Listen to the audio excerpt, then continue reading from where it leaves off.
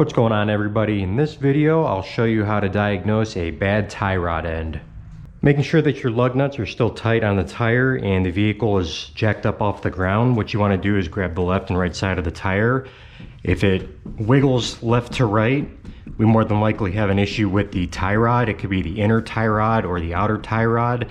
So we'll have to take the tire off and inspect which part is bad. Now that we have the tire off, you can grab onto the entire assembly still and see that it is still shaking left to right. However, it is tight up and down.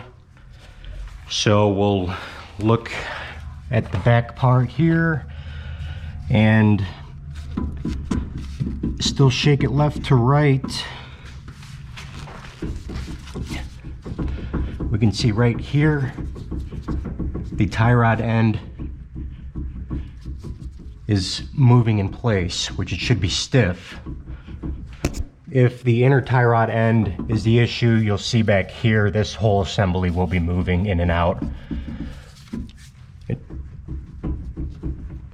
I hope you found this video helpful and informative, and if you could, please leave a like and subscribe.